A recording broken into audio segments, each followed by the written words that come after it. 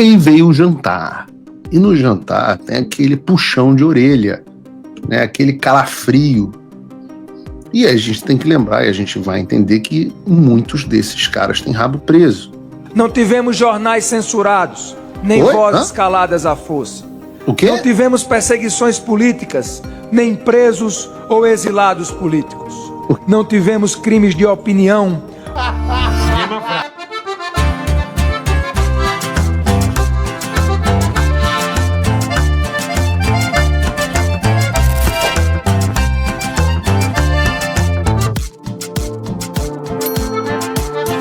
Estou indo agora para Nova York levar a namorada.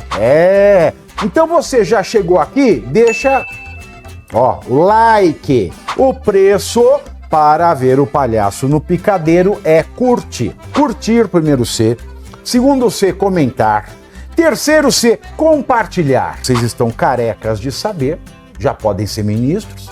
A notícia é: Moraes dá jantar para a cúpula do Congresso e STF pós decisão de Eduardo.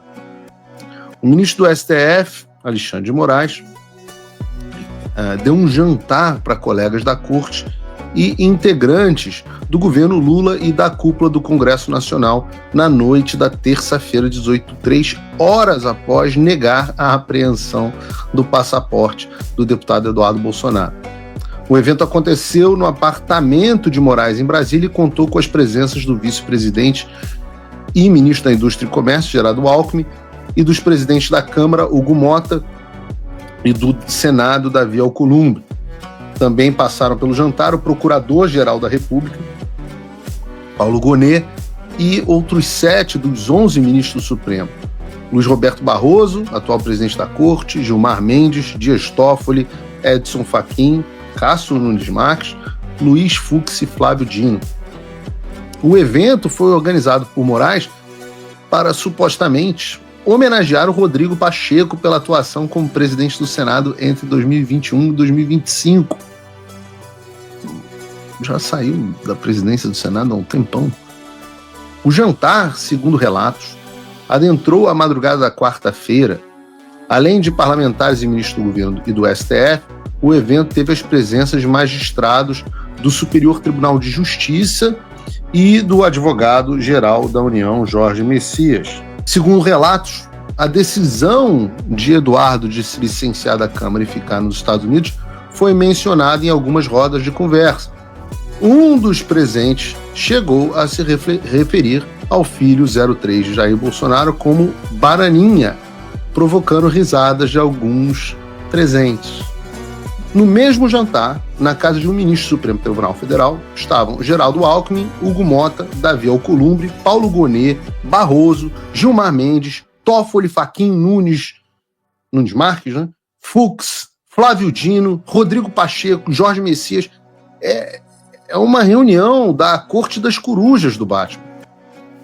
Né? E o que leva pessoas em cargos tão diferentes a estarem no mesmo lugar discutindo o mesmo assunto, que numa situação comum nem seria pertinente para a maioria deles. Eu trago atenção porque estas pessoas, estes indivíduos, essas figuras, quase todas elas, não necessariamente todas, mas este grupo, essa Liga do Mal, essas foram as pessoas que deram o golpe de 2022 do establishment contra a vontade popular. Foi a união desses diferentes grupos que levou o Lula à presidência a despeito do movimento político majoritário no Brasil e que calou a boca de qualquer dissidência. E uns agiram por convicção, outros por conveniência e outros por intimidação. Eu não tenho a menor dúvida de que o Nunes Marques, por exemplo, está lá por intimidação. Eu não tenho a menor dúvida, não é por interesse, é por intimidação. E quantas dessas pessoas não estão lá porque têm o rabo preso, porque têm medo? Essa reunião é um misto de todas. A gente vai ver isso, inclusive, no caso aqui do Mota. Essa é a definição perfeita das pessoas que fazem parte do que se chama de establishment, né? Aqueles que estão estabelecidos no poder. E vejam quais foram as consequências desse jantar. Vejam, por exemplo, o Hugo Mota, que estava falando de anistia e agora está falando que não existe perseguição política no Brasil. A prova cabal está nesses 2 vídeos que nós vamos assistir agora. Esse primeiro do Hugo Mota antes do jantar, na casa do Alexandre, e depois a gente vai ver depois. Coloca o vídeo do antes aí, Brunão. Pessoal, sobre o 8 de janeiro, anistia às pessoas do 8 de janeiro. Olha, primeiro o que aconteceu não pode ser admitido que aconteça novamente. Foi uma agressão às instituições. Uma agressão inimaginável. Acho que ninguém imaginava que aquilo pudesse acontecer. Agora, querer dizer que foi um golpe tem que ter um líder, golpe tem que ter uma pessoa estimulando, tem que ter apoio de outras instituições interessadas, como as Forças Armadas. Não teve isso. Ali foram vândalos, baderneiros, que queriam, com inconformidade com o resultado da eleição, demonstrar a sua revolta, achando que aquilo ali poderia resolver, talvez, o não prosseguimento do mandato do presidente Lula. E o Brasil foi muito feliz na resposta. Você não admite que foi uma tentativa de golpe? As instituições, elas se posicionaram de maneira muito firme. O Congresso estava funcionando na outra semana, o Supremo estava aberto, o Palácio do Planalto da mesma forma. Então, a resposta ela foi dada. Da mesma forma, você não pode, por exemplo, penalizar uma senhora que passou na frente lá do Palácio, não fez nada, não jogou uma pedra, receber 17 anos de pena para regime fechado. Há um certo desequilíbrio nisso. Seria, a anistia alcançaria essas pessoas. Então nós temos que punir as pessoas que foram lá, que quebraram, que depredaram. Essas pessoas sim precisam e devem ser punidas para que isso não aconteça novamente. Mas entendo também que não dá para exagerar no sentido das penalidades com quem não cometeu atos de tanta gravidade. Muitas sensatez, né? Uma posição bastante sensata. Só que aí veio o jantar. E no jantar tem aquele puxão de orelha, né? Aquele calafrio. E a gente tem que lembrar, e a gente vai entender que muitos desses caras têm rabo preso, né? E aí, nós temos o vídeo dele depois do jantar, Bruno? 40 anos. Não vivemos mais as mazelas do período em que o Brasil não era democrático. Não tivemos jornais censurados, nem vozes caladas à força. O quê? Não tivemos perseguições políticas, nem presos ou exilados políticos.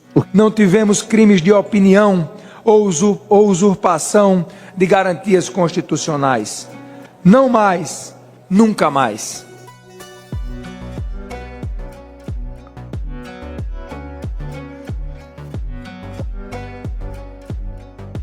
O quê?